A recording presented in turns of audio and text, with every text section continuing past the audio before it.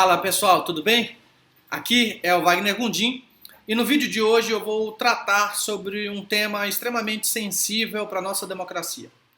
Diante dos episódios políticos recentes, é possível que o presidente Jair Messias Bolsonaro possa sofrer impeachment? Bom, essa é a resposta que eu vou tentar dar para vocês no vídeo de hoje. Antes, para vocês que estão aqui pela primeira vez, não se esqueçam de se inscrever no canal, de ativar as notificações, de curtir e compartilhar o vídeo. Roda a vinheta, produção!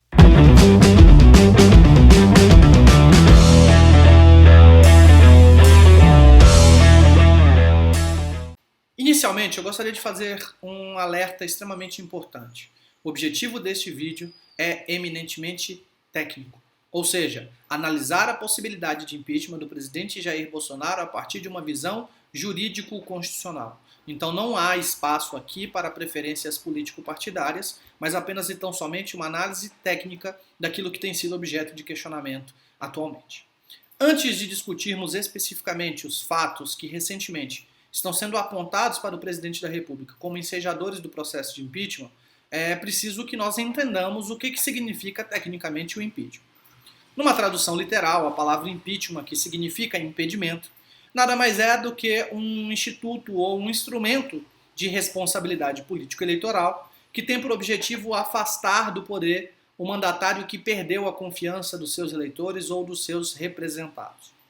O instituto do impeachment ele tem origem na Inglaterra, mais especificamente no século XVI, quando, além de ter a responsabilidade de afastar do poder aquele que havia perdido a confiança do povo, o impeachment também possuía um caráter criminal. Isso porque, além da possibilidade de afastamento da autoridade que perdeu a confiança, existia a possibilidade de aplicação de penas corporais.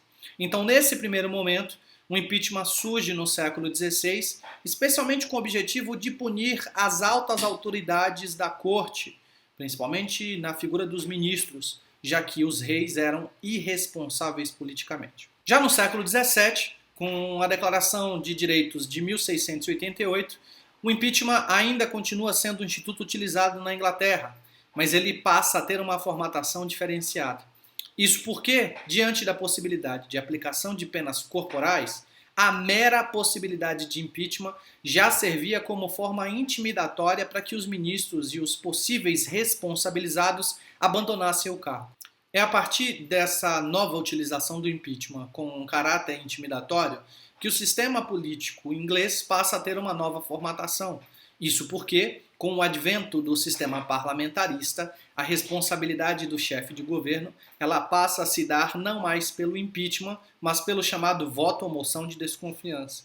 Ou seja, a partir do momento que o primeiro-ministro, aquele que governa, perde a confiança dos eleitores e do parlamento, ele é politicamente irresponsável e afastado do seu cargo.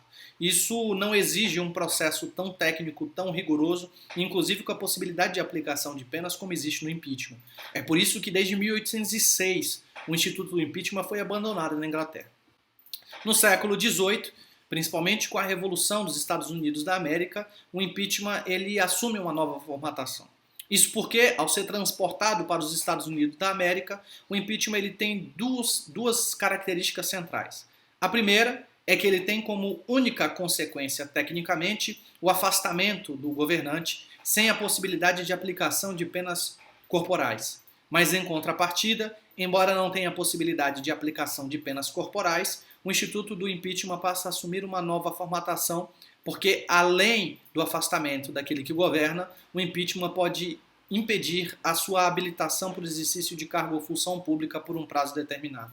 No Brasil, a primeira Constituição a prever a figura do impeachment foi a de 1891. Na Constituição atual, que é a de 1988, o Instituto ele está previsto essencialmente nos artigos 85 e 86 da Constituição, que o divide essencialmente em duas fases. A primeira fase do impeachment é a fase de admissão do processo. Essa fase é de responsabilidade da Câmara dos Deputados, inicialmente na figura do presidente da Câmara. A Constituição vai estabelecer que qualquer cidadão pode requisitar ou formular pedido de impeachment contra o chefe do Poder Executivo. Nesse sentido, uma vez apresentado o pedido, a análise inicial é de responsabilidade do presidente da Câmara, que decide se vai dar andamento ou não ao processo de impeachment. Uma vez acolhido o pedido de impeachment pelo presidente da Câmara, o processo é encaminhado para uma comissão especial que deve elaborar um parecer indicando se o impeachment deve ser aceito ou não pela respectiva casa. Esse parecer, posteriormente, ele é submetido para votação ao plenário da casa, exigindo-se pelo menos o voto de 2/3 dos deputados federais para que o processo de impeachment consiga ir para a segunda fase, que é a fase de processo e de julgamento. A segunda fase, por sua vez, que é a fase de inquirição, de audiências, de instrumentalização do processo de impeachment e, consequentemente, de julgamento, é de responsabilidade do Senado Federal. Essa segunda fase ela é dividida em 2 momentos. O primeiro momento, que é a admissibilidade do processo dentro do Senado Federal. Nesse momento, a Constituição vai estabelecer que para que o processo de impeachment seja acolhido pelo Senado, se exige a maioria simples daqueles que integram o respectivo órgão legislativo, ou seja, 50% mais um dos presentes no dia da sessão. Uma vez acolhido o pedido de impeachment, o presidente da República ele é automaticamente suspenso das suas funções pelo prazo de 180 dias até que haja o julgamento final. E o julgamento final, que é a segunda e última fase do Instituto, ele exige que para que o presidente da República possa ser afastado, é preciso que se tenha manifestação favorável de pelo menos 2/3 dos senadores da República. Alcançado o quórum de 2/3, o presidente da República é impeachmentado.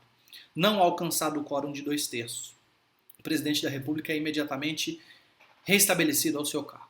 As hipóteses de cabimento do impeachment, por sua vez, elas estão previstas tanto na Constituição, no artigo 85, incisos 1 a 8, como numa lei específica, que é a Lei 1079 de 1950, que foi devidamente recepcionada pela Constituição Federal de 1988.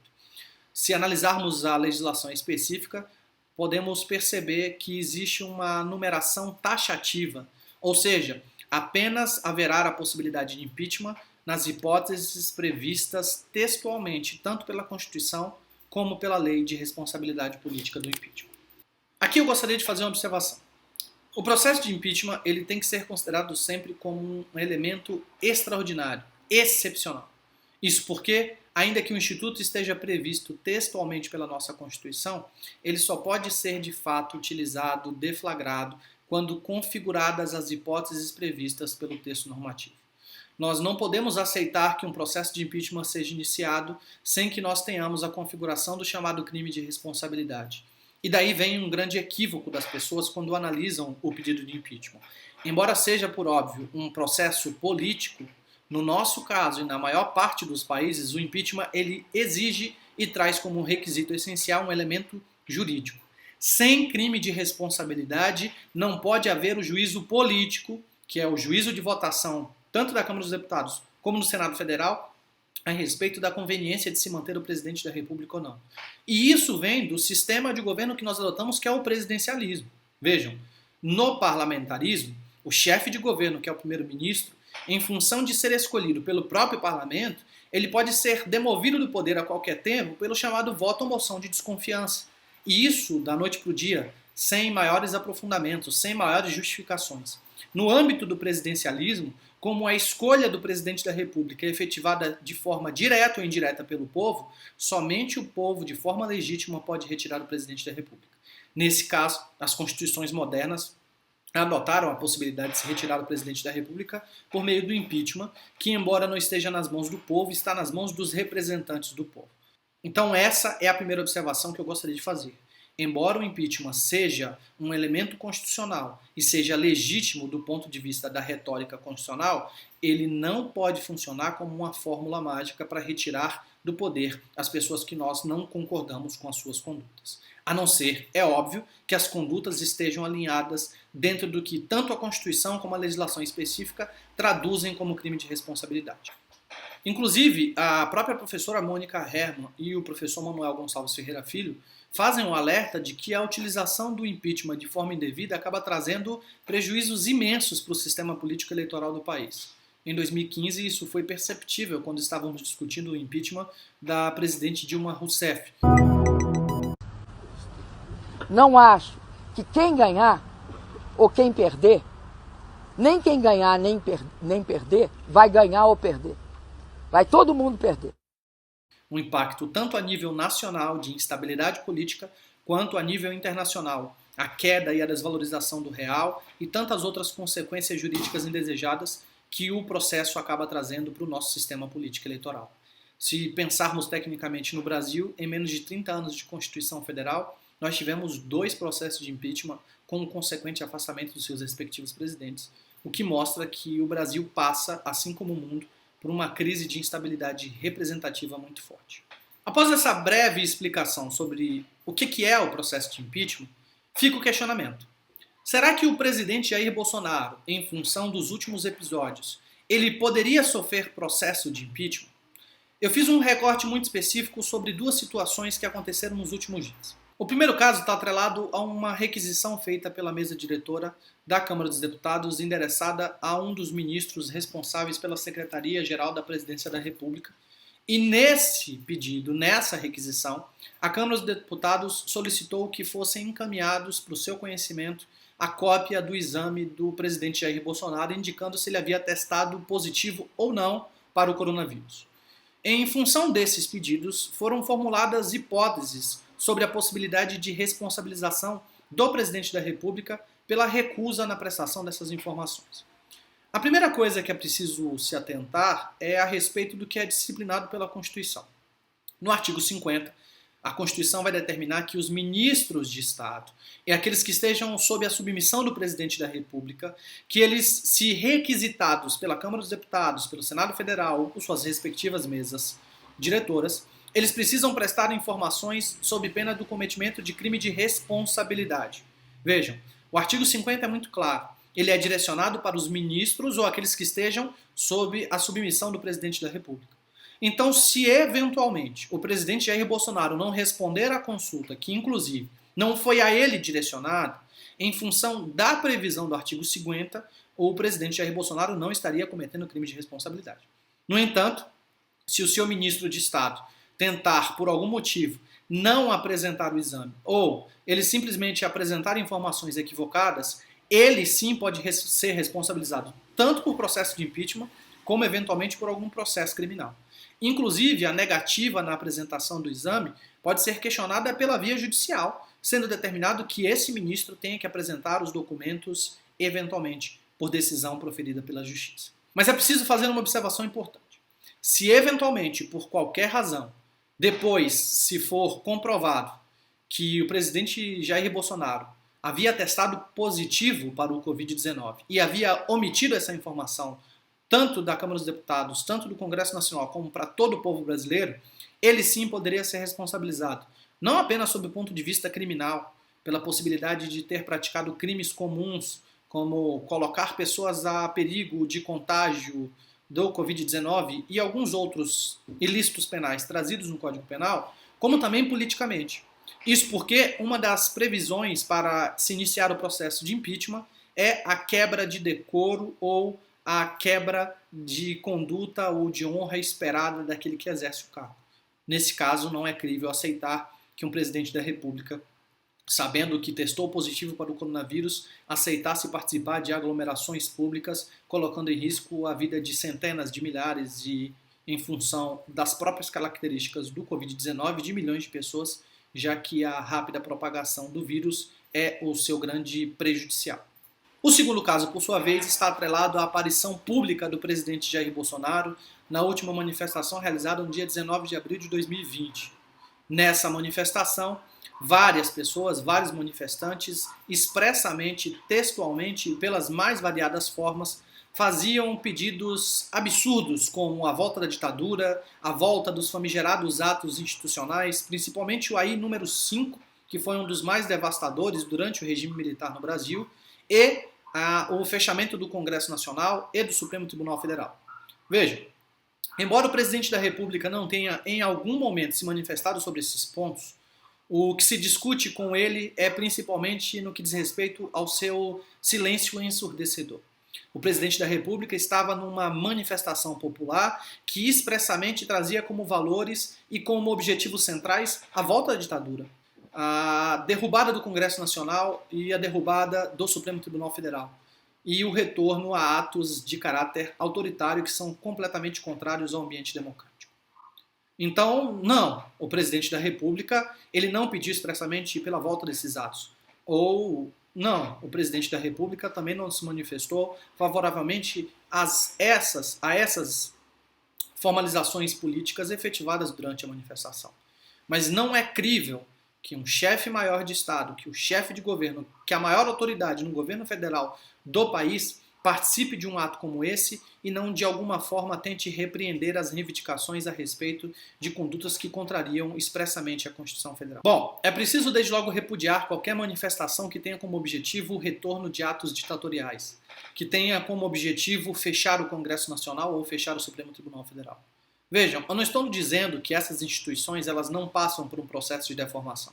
Eu não estou dizendo que essas instituições não precisam passar por um processo de melhoria. Sim, assim como todas as instituições no Brasil precisam sempre se aperfeiçoar.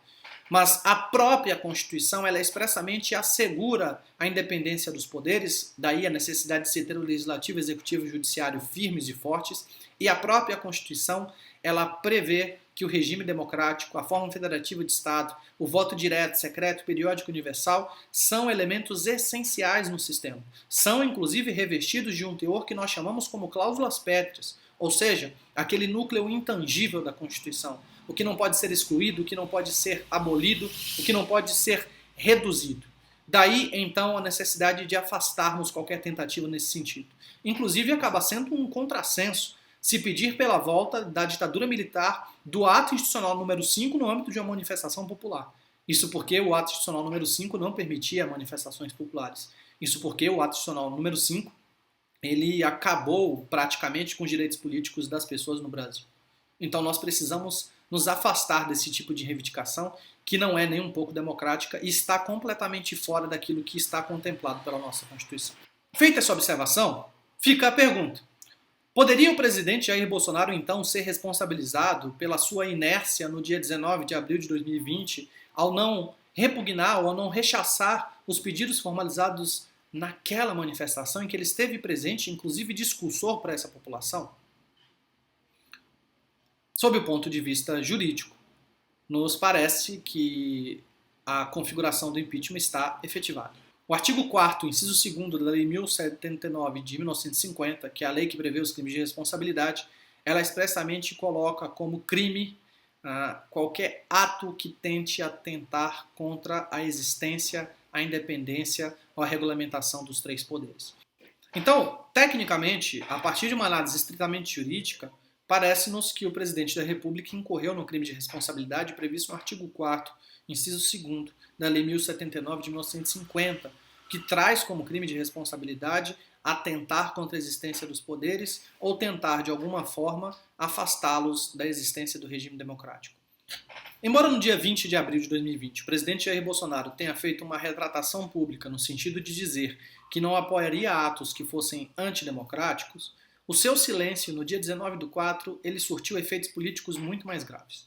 E quando se pensa a partir da postura do presidente da República nesse dia, nesse momento, e expressamente em função da sua postura de tentar a todo tempo atribuir a outros poderes o fracasso ou as falhas do seu governo, no sentido de que ele estaria sendo perseguido politicamente, o que se percebe é que o presidente da República poderia ser juridicamente enquadrado na previsão constante no artigo 4º, inciso 2º da Lei 1079 de 1950, que prevê que é crime de responsabilidade atentar contra a existência dos demais poderes. Vejam, juridicamente falando, existe sim a possibilidade de que se configure crime de responsabilidade e, consequentemente, o presidente Jair Bolsonaro possa ser submetido a um processo de impeachment. Isso não significa, na prática, que isso vá ou que isso deva acontecer. Porque, embora o crime de responsabilidade seja um requisito para a responsabilidade política que é posterior, é a conveniência política, num segundo momento, que vai determinar se o presidente Jair Bolsonaro vai ser responsabilizado ou não por meio de processo de impeachment. É isso, pessoal. Aguardo os seus comentários e fico à disposição para quaisquer dúvidas. Grande abraço!